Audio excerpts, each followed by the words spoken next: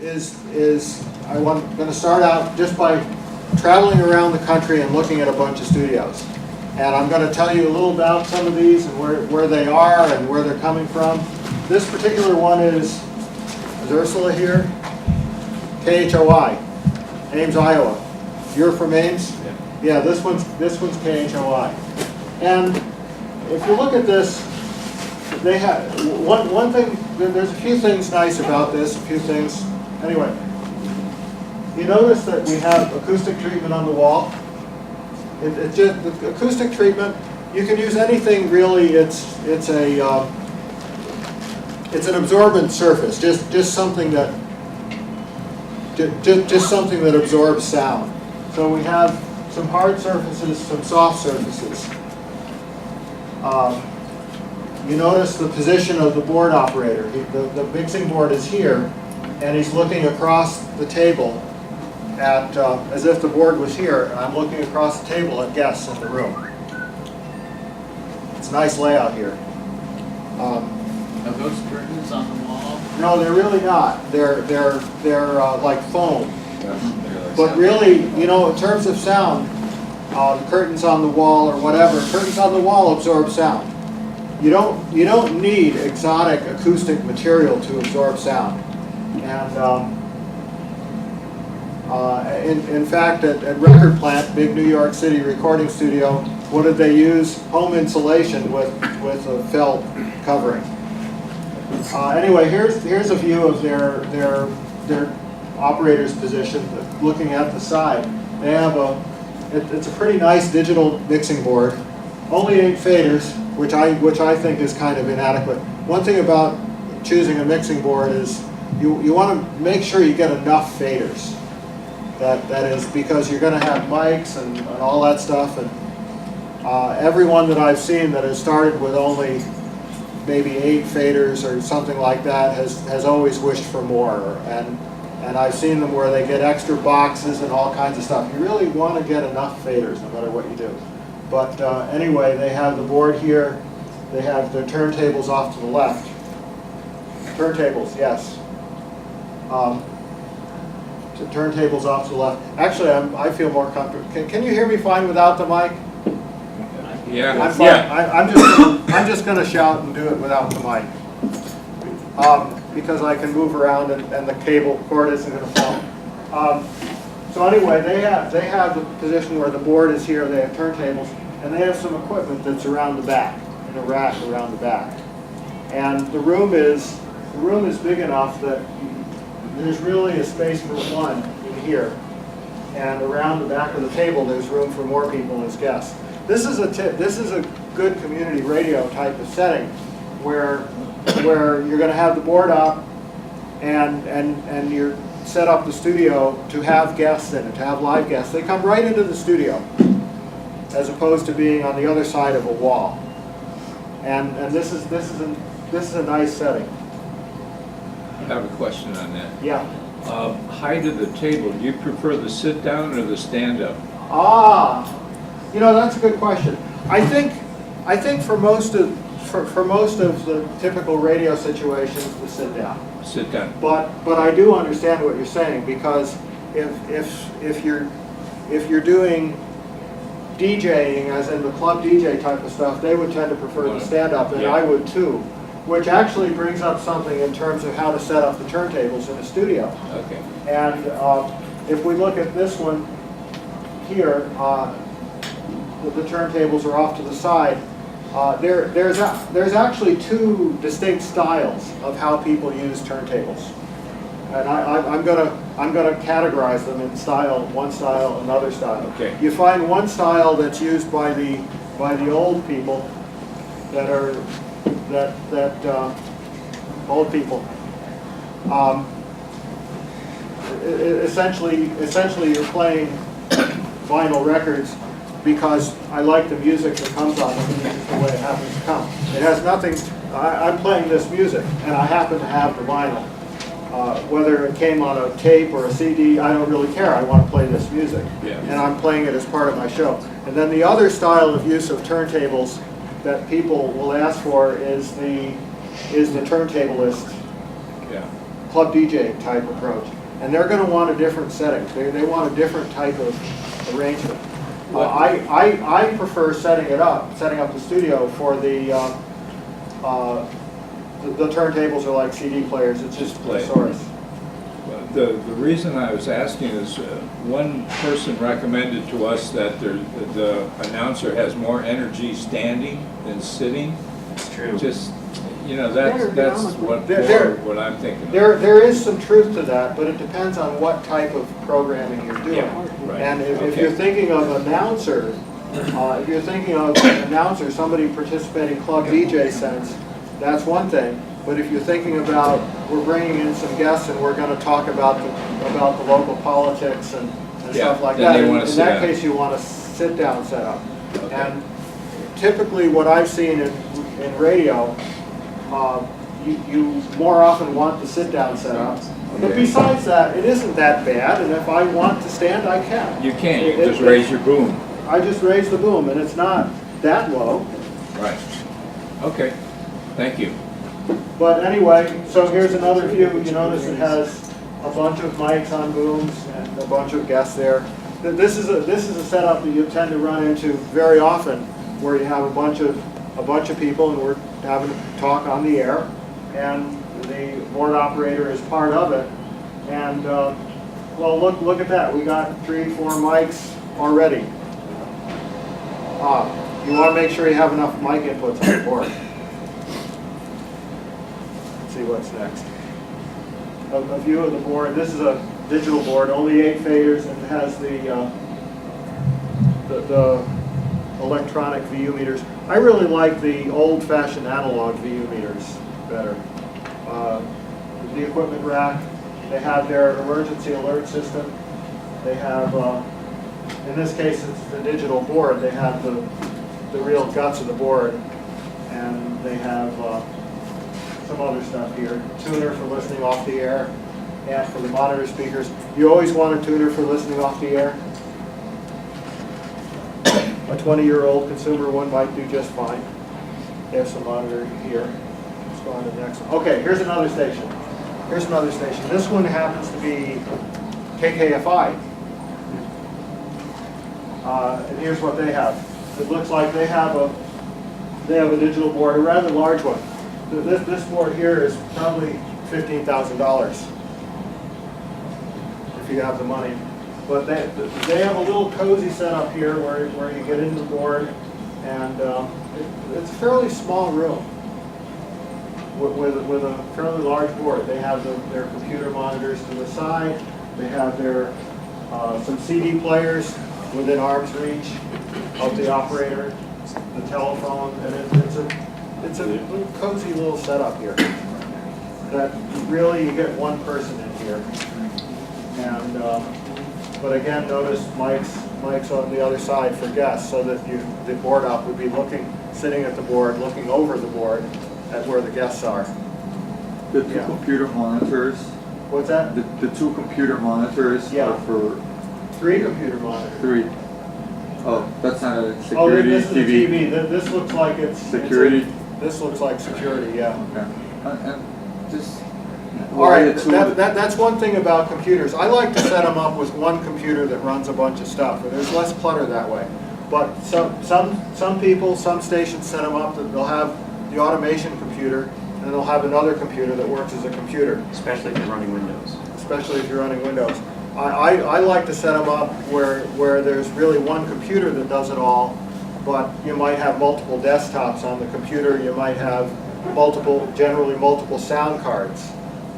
I generally set them up with at least 2 sound cards in the computer, maybe 3. And I look for the sound cards that have the full surround with the extra jacks on it for the extra outputs, so that it has the front outputs, the back outputs, and all of that stuff. Rivendell, the Rivendell automation system, will support, if you have a sound card that has the front and back outputs, Rivendell will treat them as separate outputs. So that if you get one that has the outputs, it could be like having 3 separate stereo outputs, and I'll hook them up to 3 faders on the board. But anyway, here's that's KKFI. Let's see what's next. Here's another view of KKFI. Their rack with they have 1, 2, 3 CD players. It looks like one of those. Is that a dual CD player? A bunch of CD players. Again, the emergency alert system, and some mics on booms. It looks like so far we've looked at the good booms. These are good quality booms. The OC White booms cost $100 a piece. They're good. They better be $100 a piece. 180. 180. It depends on which ones you get. Yes. Depends on which one you get. I'll show you the $20. What's the ones. top one on the? What's that? Which one's the EAS system? The EAS is this box here. Okay. And the one in fact, wait a minute, gotta go back.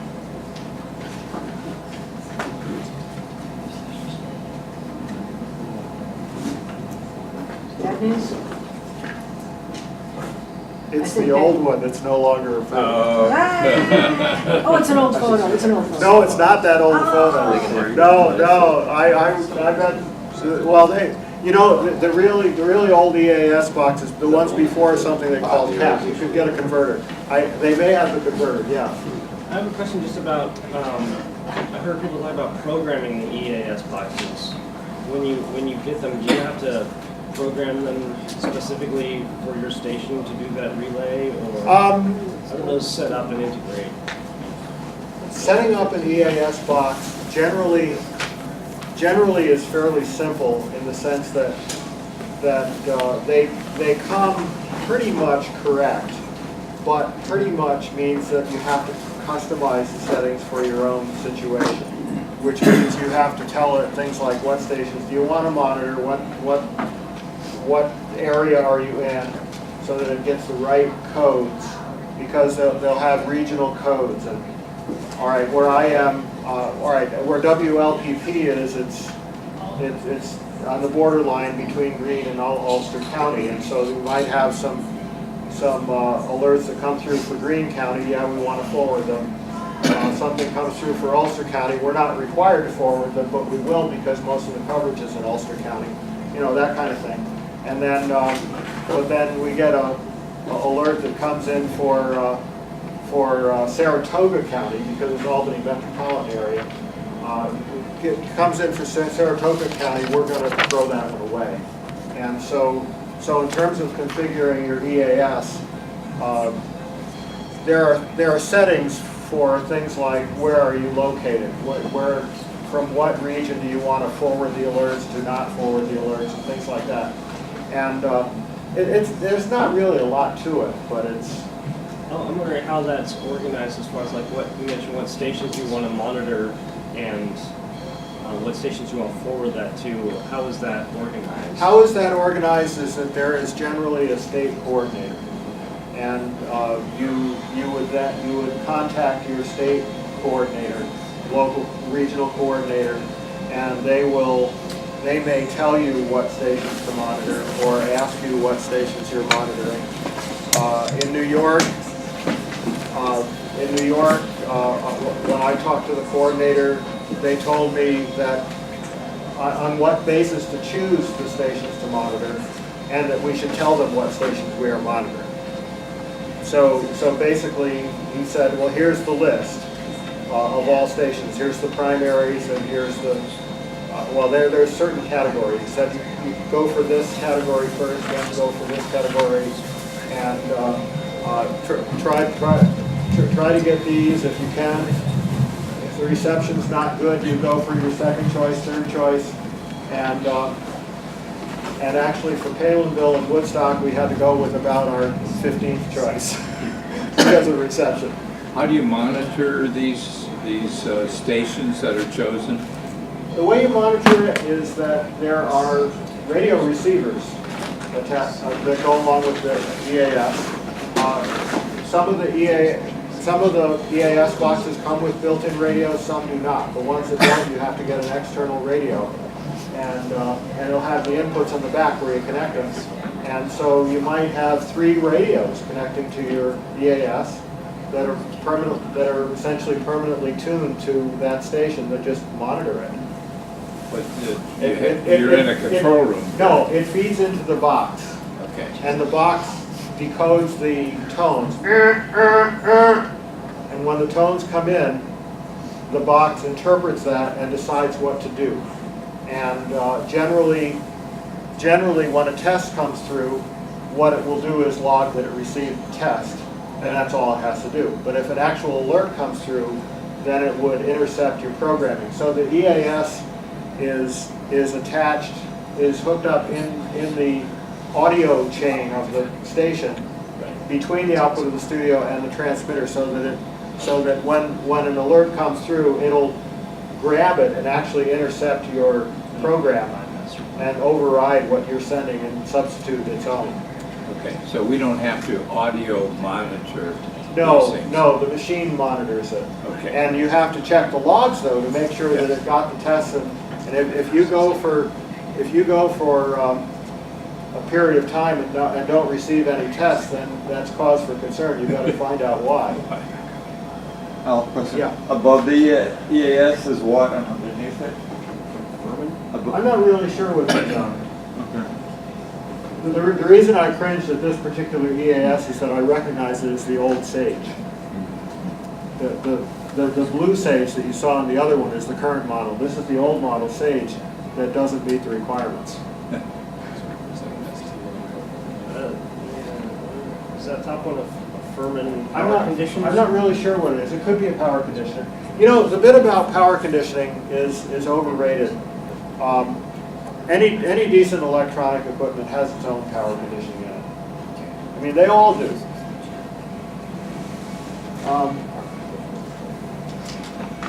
Here. Let's see what's next. Looking back in the studio, there's always a question about where do you put the speakers. All right, they have the speakers hung from the ceiling. And anyway, let's go on here. Turntables. Okay, here's one that is this. This is still.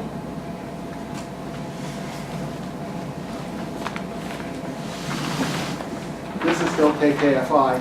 They have the. They have the separate turntable mixer here. I prefer to set them up usually with the turntable having little preamps going into the board on two faders. But they put the two turntables into the mixer and they put one from the mixer into the board. And you ask around, you'll get preferences either way here. And generally, like I said, getting back to who prefers stand-up and who prefers sit-down is pretty much the same. If the people that want to use the turntables to play music that just happens to come on vinyl, music from the period or whatever, are going to tend to want to sit down. They're going to want to have the turntables come up separately on the board so that they're just like the CD players and other stuff.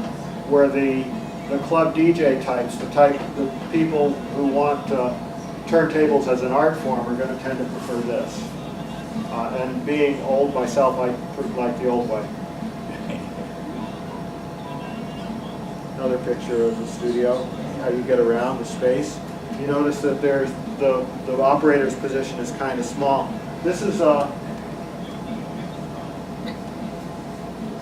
KKFI, so they have another their second studio. You see with the smaller board, it's the same style. It's just a physically smaller chassis with fewer faders on it.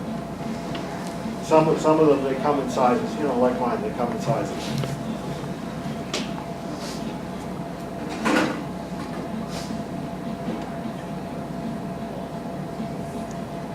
Picture of it with the speakers hung from the ceiling. Here is more KKFI. This is their equipment room where they have some stuff in the server room. There's the video cameras for when you get in. Their automation system. I'm not really sure what they're using. I don't recognize it. I think it might be Enco. I think it might be one of the big bucks ones.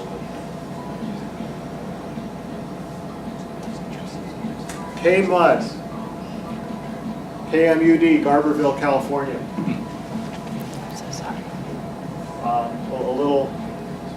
Getting a little more artistic here.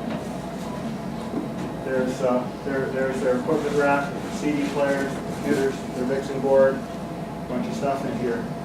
It looks like an auxiliary mixer on the rack with some extra inputs. And some art on the wall. And here's a picture of the board. This is an old Arrakis analog board that they've had for many years. Some of this stuff will last a long time. And actually, with the other one being digital and this one being analog, I actually prefer the analog boards for most community radio stuff. I think it makes more sense for most of what we're doing.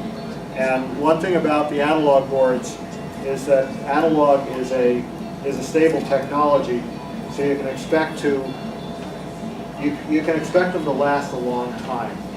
Where a lot of the digital stuff is, let's call it an unstable technology. It might seem current, it might seem appropriate now, but 5 years from now you might find this obsolete stuff. So in terms of a board, I generally recommend boards that don't have things like USB and Bluetooth built in, because you can get it as a module separate to plug in.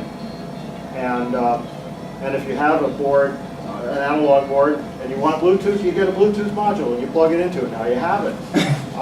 If you get a board that has it built in, that's great for now, but then 2 years from now, when Bluetooth becomes obsolete, you're going to have this obsolete lump on your board. You might have the fader that does nothing because Bluetooth is now obsolete because it's been replaced by something better. And so I tend to say, keep those things out of the board. But anyway, older analog board. And also maintenance analog. Well, yeah, actually another thing about it is that broadcast boards are made in fairly small quantities. And the consumer things like a Bluetooth gadget or a USB computer sound interface are made in huge quantities that you can get for 20 bucks or something like that. And they're made in such huge quantities that they can get the price down. And also they put the engineering in to know that they're good. And so chances are, not only is the consumer product cheaper than what the esoteric broadcast equipment maker can do, it's probably also better. And if you don't, and if a particular one is not better, instead of 20 bucks, you get the $50 model, and that one will be better. So anyway, here's what station is this? WCRS, Eugene. This is WCRS. This is an LPFM station, and here's their studio. It's basically a little room and something thrown together pretty quickly. It's a good example of if you're really on a super tight budget, you can put a studio together. They have their computer, the mixer. I think I don't know what brand it is. It might be Behringer, it might be Mackie, or something like that. It's essentially one of the band boards, and they got their table with mics.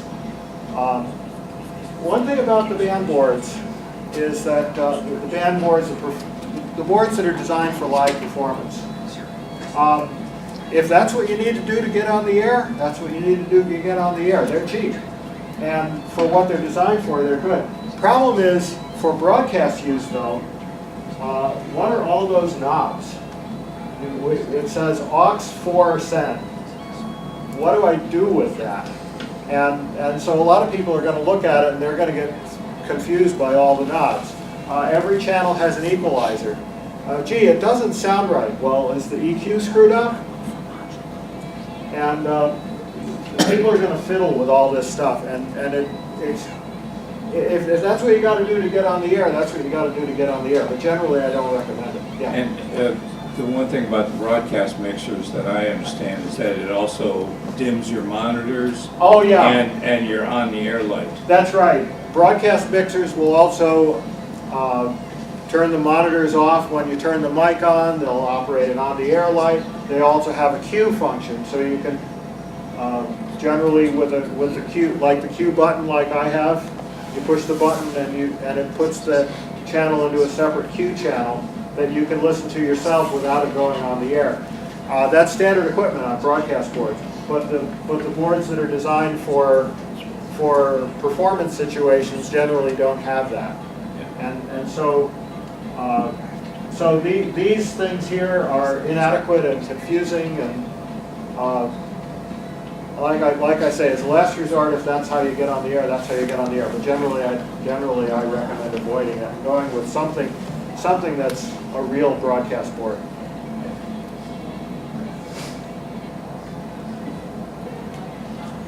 Another view of WCRS. It's a very small room here, but you see, it's just they got their computer. They don't even have turntables or anything. It's all either the computer or the mics. The board op would sit here, and around the corner is the mic. So you got a bit of head twisting here as you're working with the guests, because I like the style where the board op is looking over the board at the guests. So I can look at the board and I can look at my guests at the same time. But so they have the corner thing, but you notice they have a bunch of mics. One thing that's common here in community radio that you get that's a little different from commercial radio is that it seems like we've always had a bunch of mics. This is a further view of WCRS. This is the whole station now. WCRS Columbus, Ohio. This one here, what station? What is this? This is let's see. WCRS is a low power. This is WEPL LP, Rochester, New York. And this is a station that just went on the air earlier this year. And here's their main studio. They have two studios. I'll show them both to you here. And this is one. One thing about building furniture for the studio, or buying furniture for the studio, laying it out. One strategy that works pretty well is to not do your final furniture immediately at the beginning. You build something, and then you're going to realize. Then you might realize that, oh, gee, I wish I did it that other way. And so, and this is what we decided to do there. Is, all right, let's try this layout. We got some tables. We put it together. We got some good pro equipment, and we hooked it up. So this is really not considered a permanent installation. It's something that, okay, we're going to try it, see how it works, see how we like this layout. But they did do a nice job at the walls with the windows in them and all of that stuff. And but again, you notice we have the board. This is actually one of mine here, with the board out there and people on the other side of the table. And here they are doing a show. This is actually during a live show on the air. Are those booms clip-ons? Let me get back to the booms. Remember I was saying about the white booms that are very nice, but they're very expensive. These are only $20 a piece. And there's a little clamp here, like a C-clamp that clamps onto the bottom of the table. And so you can get mic booms for, instead of $150 a piece, you can get them for $20 a piece. And I don't remember exactly where they came from, but if you look at Amazon and the various on the web things, you can find them.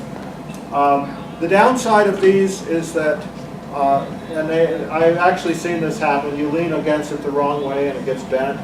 And so they really don't hold up as well as the $150 model, but they don't cost $150.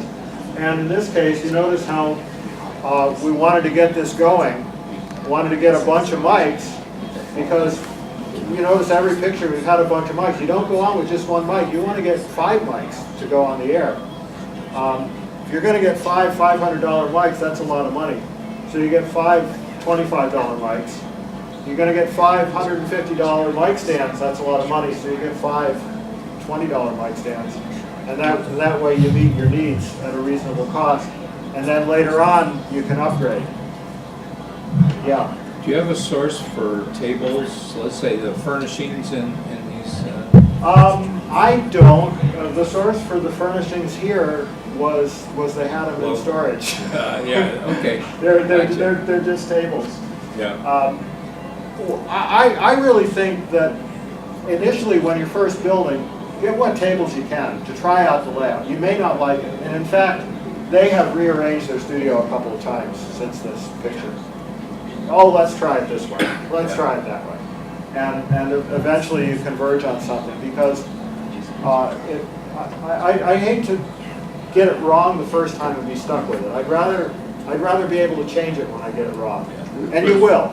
For that table, do the legs fold or those permanent? No, or- this is like a cafeteria lunch table. Okay. Legs that fold would mean it would be shaking all the time. You want something solid. Okay. Also notice, when we talked about acoustics, this is a fairly hard room with a brick wall. It's a fairly live room with the brick wall, and it might even be too live to somebody's mind. It does have carpeting, but if you're going to get carpeting, if you're going to get carpeting, get the heavy-duty industrial glue-down carpeting. Don't use consumer carpets. The reason I say don't use consumer carpets is because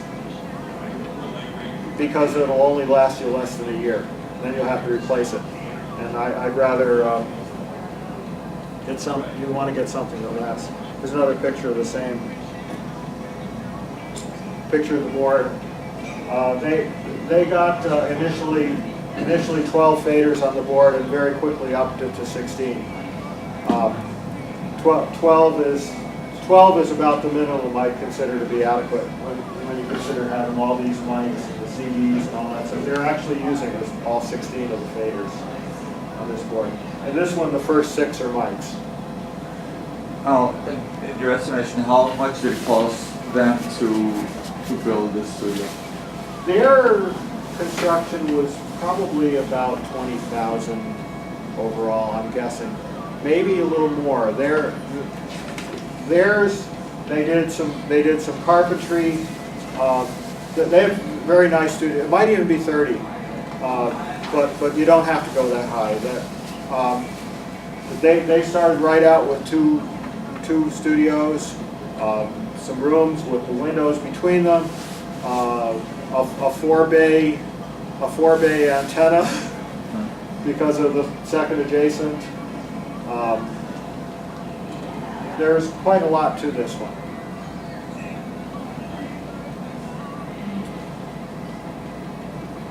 Let's see, this computer here, the laptop, is really not officially part of the station. It's something that when you get in community radio, a lot of times people want to bring in their own music libraries. So they'll bring in their own laptops, their own iPods or whatever. So one of the faders on the board would connect to a cable that people use to hook to their own music source. And this is an example of one of their own music sources on their laptop computer. WEPL's a little studio. It's a room. It's like a closet. We got the rack. We got the board. It's right up against the wall. There really isn't room for guests in this one. But you notice it has a smaller board. It's still a real broadcast board in the sense that it's not one of the Mackie jobs, but it only has 12 faders. And it turns out they're actually using the little studio probably more. One thing that I've seen happen is that, all right, you're going to build with, let's say you build with 2 studios, the big one and the little one. And what I've recommended in most of these cases is you make the little one your primary on-the-air studio. And the reason is that most of the people that are going to be coming in there, it's going to be just them. They're going to be DJing. They don't need a lot of space. They don't need a lot of facilities. And so keep it simple. And then when you get the guests, when you get a situation where you're bringing a bunch of guests in, then you use the bigger one. And if you're going to have a situation where you're going to have guests in, chances are there's some setup. Even if the setup is just chatting with the people. And so if you make the little room your primary on-the-air studio, and then you use the bigger one as production and when you need extra capability, when you have a show that has a bunch of guests in that follows somebody else, the DJ that doesn't need much can be in the little studio. You can be setting up in the bigger room while he's on the air, and then you switch it over when you need it. And it tends to work a lot better that way. And actually, if you're going to have the two studios like this, switching it over might be that you have a line between the studios and the other studio comes up on one of your faders, so that you can fade between them conveniently. Here's a top view of the board to give you an idea of what to expect to find on a professional broadcast board. You'll find the generally an on-off switch here for your faders, and a cue function. Any real broadcast board will have a cue function, and they may have any number of these. These buttons here would be the program, utility, audition are three separate mix buses. Depending on what you get, it might have 2, 3, whatever.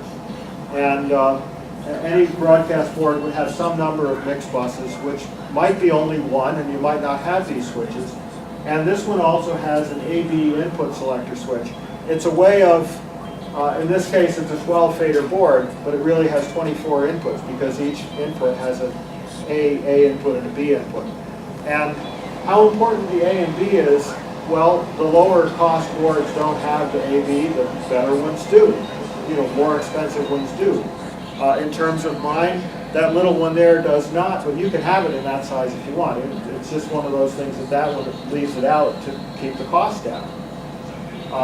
That one there leaves these buttons out to keep the cost down and keep the complexity down.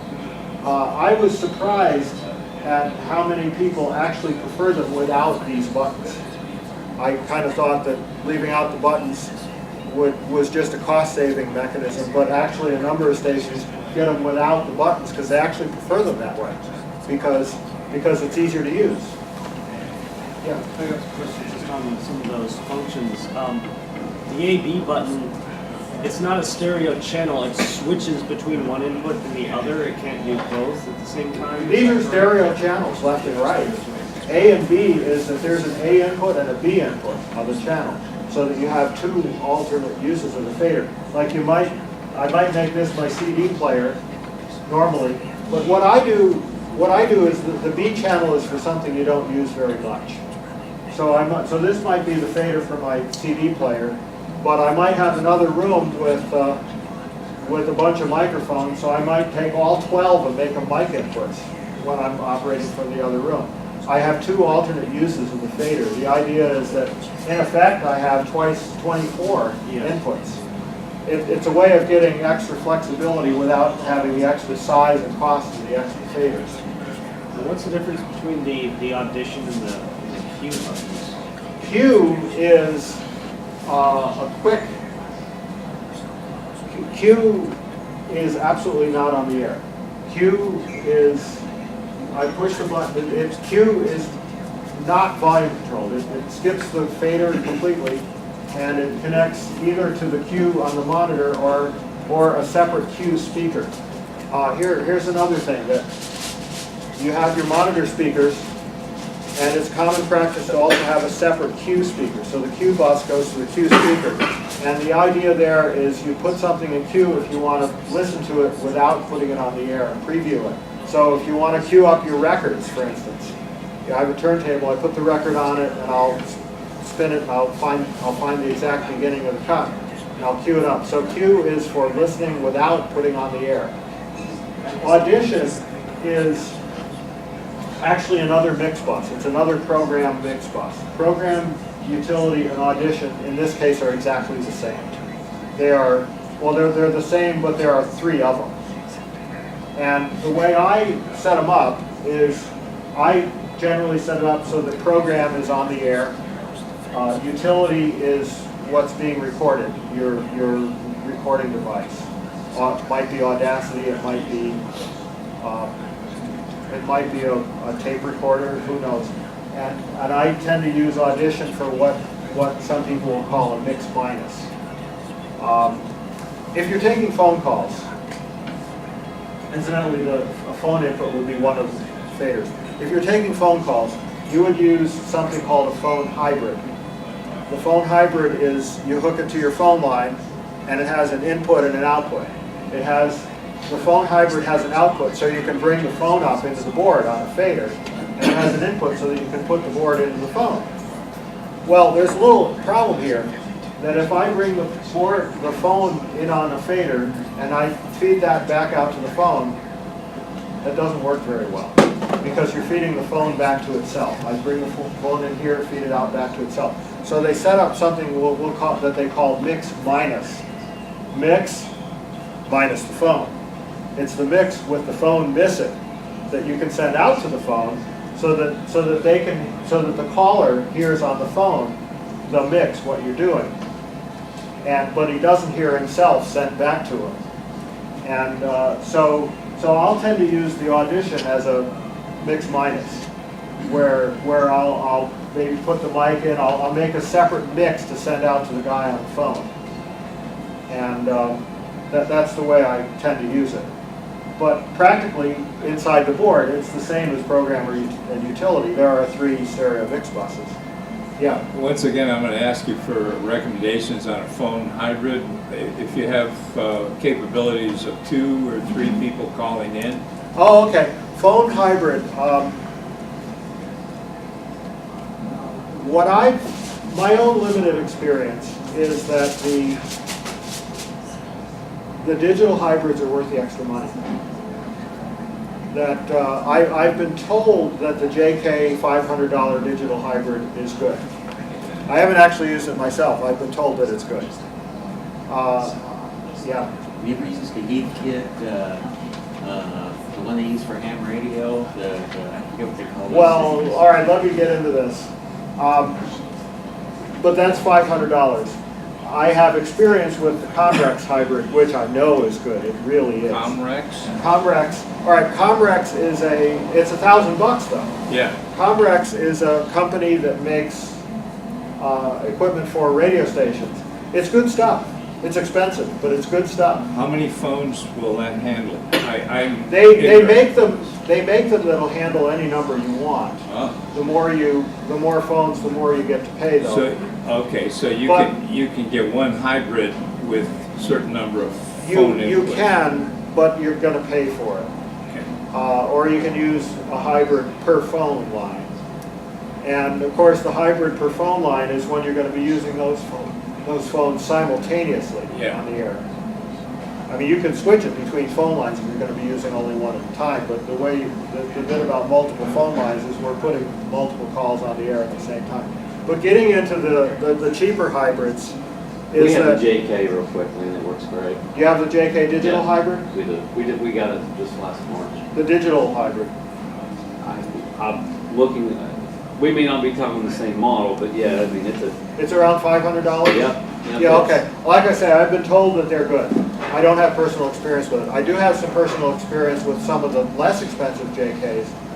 There's an analog JK hybrid that really sounded pretty bad. And it's convenient, it just didn't sound good. And the reason the hybrid might not sound good is it has to do with the nulling. That what happens is that you get, it has to separate what's coming in from what's going out. And that separation is not complete. So you get a distorted version of the other mixed in. And they just don't sound good. So digital's best. The digital ones sound a lot better. Al, Yeah. Thank you. this has nothing to do with the 6-second delay, for example, if you're taking No, calls over the air. no, this has nothing to do with the delay. And that's another is that another expensive It investment? could be, but actually, let's talk about, ask me about it later. All right. But actually, my feeling about a delay is don't bother overall. They cost a lot of money, and you can get into trouble if you have one and don't use it, and chances are you don't know how to use it, or most of your operators don't know how to use it. You might, but they don't. Okay, moving on to another studio. This is WGXC's Catskill studio, or was WGXC's Catskill studio. It looks pretty weird, doesn't it? Here they have made out of genuine Matbua rough wood with a computer with a, I think it's a Tascam mixer. It's a and some stuff they can scrounge, basically, is what it's made out of. This is actually an outpost studio. This is not the station's main studio, but they have a situation where the coverage area has a river in it, and people don't like to cross the river, and so to serve the communities on both sides of the river, they have a studio on the opposite side of the river. But this is the little one. I mean, it's just a little cubbyhole, one room. But they've had they use it quite a bit. And another picture of it. All handmade. The station has gotten a bit stodgy since then, but I thought it was really cool at the time. They have 2 different CD players. A lot of handmade stuff. Outside view.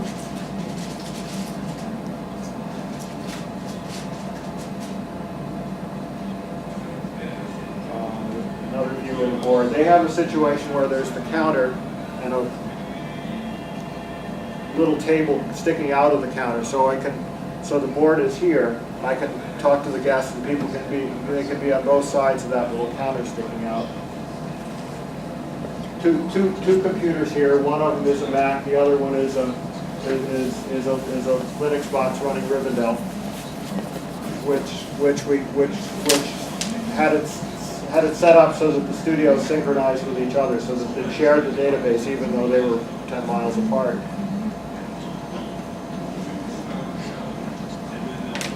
This is WGXC's main studio with a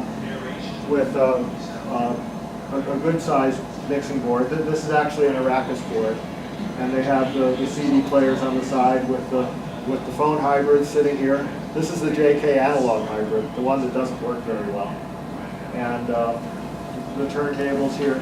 But this is a situation where they built the counters, and they built it, and with the board facing that way. There's a window here, so you see through the window towards another room. I'll show you that in a bit. And we have the OC White mic booms. We built the counters. Here's the board here, and here's a leaf sticking out, and the guests are over here. And this is one of those with the situation of like this, with a lot of guests in. And this is one that after they built the counters, it was one of these things. Well, gee, I really wish we built it this way. But they were custom built counters, so it made it hard to change.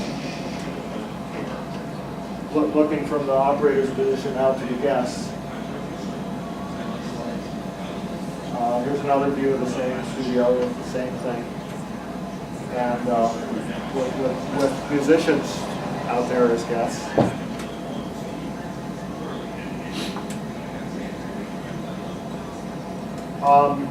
The RE20 microphone. That's another thing that to think about when you're building a studio is the microphones. Some people will tell you that, oh, you got to have the best microphone for your announcer. Well, they got this RE20 microphone, which costs $400, and for the guests they had Shure SM58s, I think. Yeah, $100. $100, and BSW has a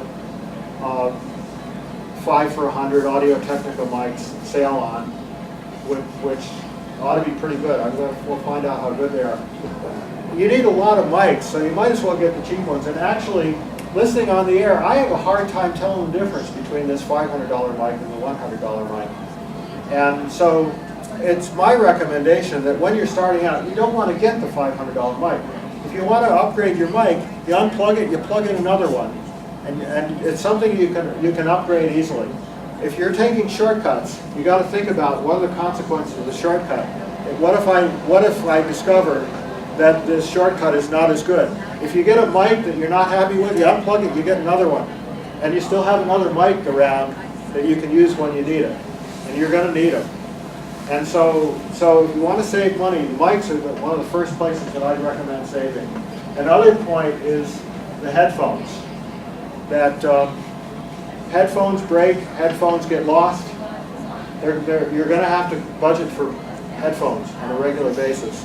And since you're going to have to budget for headphones on a regular basis, what's going to happen mostly the cords get screwed up and they break. And so I recommend going cheap on the headphones. My favorites are the Behringers. They're $10 a piece. There's the Sennheiser headphones that are around $20 a piece. They're not as good. This is also WGXC out in another room. You want to have another room other than your studio, a space where you can just go. What is that? A space where you can set up mics on a stand, where you can bring people in. And this is actually kind of just a door away from the studio. Here's a space. Yeah, you bring people in, set up some mic stands, and go. You really want to have a space like that. It doesn't have to be a fancy space, you just need a space. And so we put those bunch of mics into its own little mixer, not the board. And in this case, you want one of those a band mixer. Yeah. So every station should have a band mixer around. It's just not what you want to use on the air as your main Question. Two things. The performance. What about putting speakers out to the street from an indoor performance? And what about an outdoor performance instead of having the indoor performance? Oh, you can do that too. Like right on the sidewalk. Oh, yeah, you could do that too. And that's one of the reasons to have portable equipment, so that you can do that. You definitely want to have one of those band mixers. But what I found is that it's kind of easy to get one of those band mixers donated. Yeah. And so you might not want to buy it because you can get them donated, you might be able to get them used or something like that. So, and the same thing with speakers to have out on the street, is that's the kind of thing that people will tend to donate.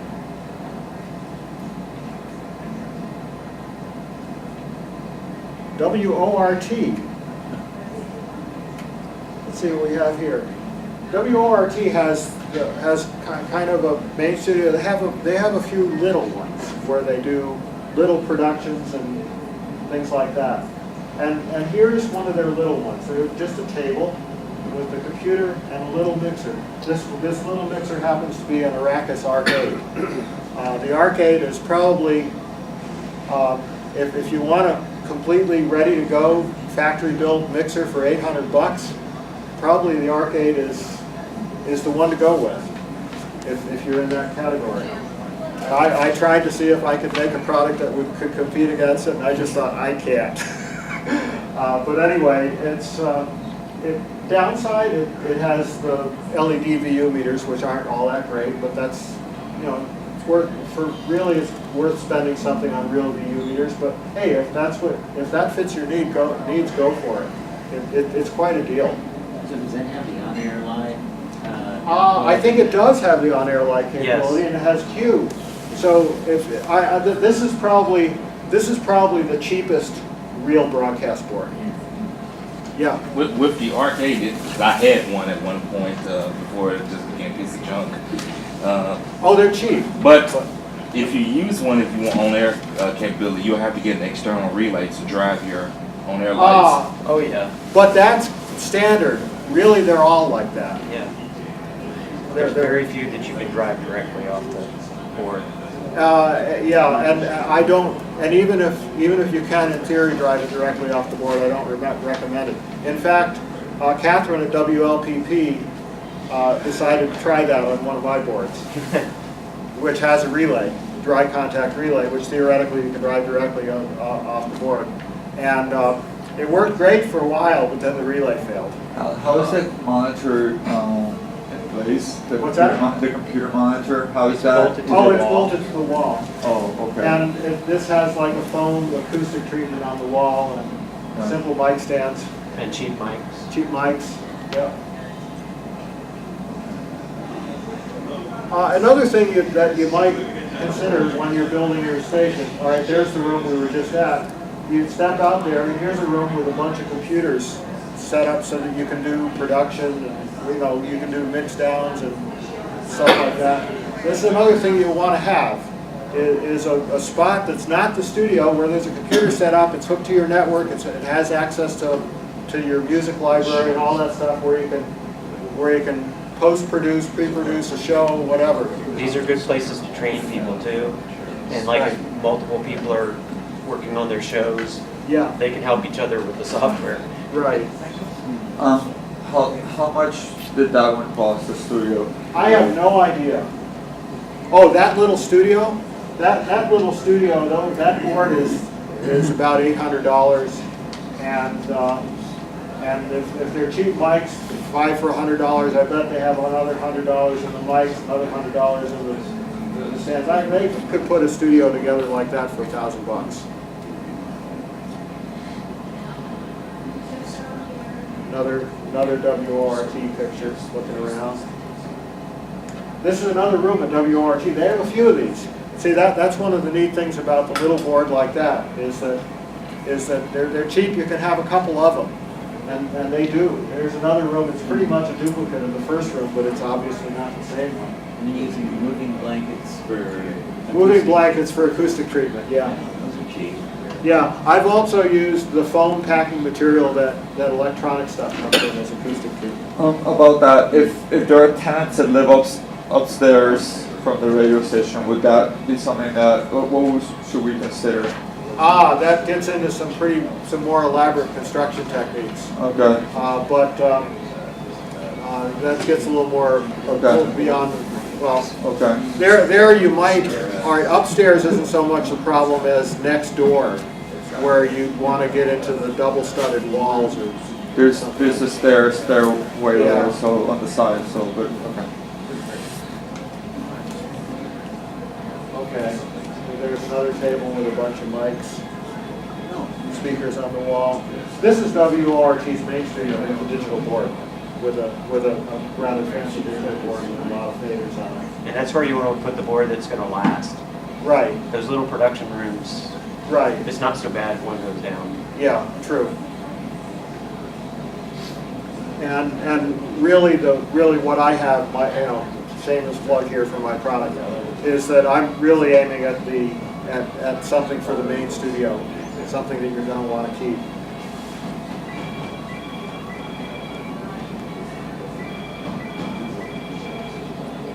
So anyway, all right, so they have the board, the turntables, a bunch of CD players, a couple of cassette decks,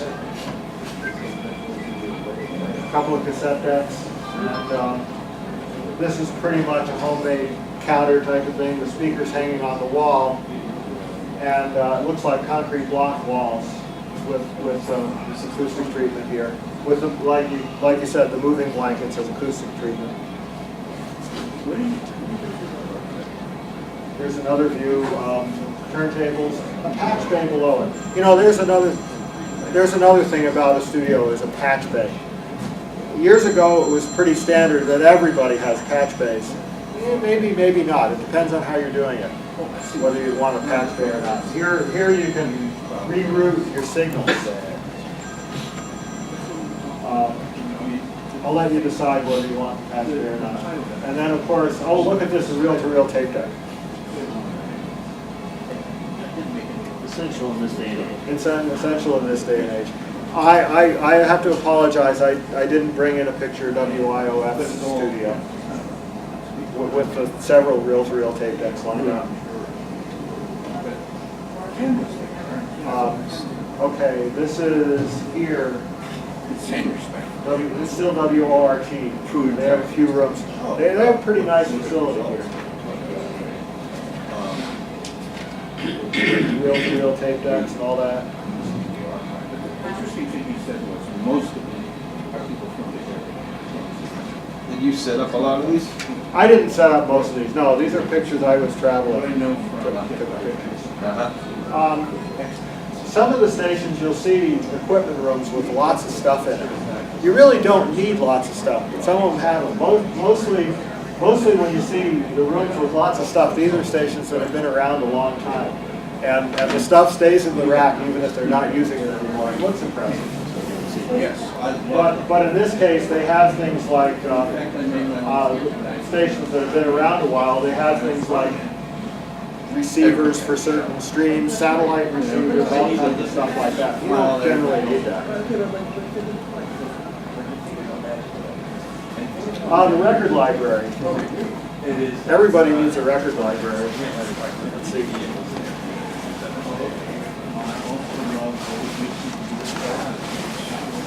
Some of the stations that have been around a while have some pretty impressive music libraries. Hey, Al, Yeah. I need to start my workshop. Oh, okay. I need to set up for it. Okay. Sorry, guys.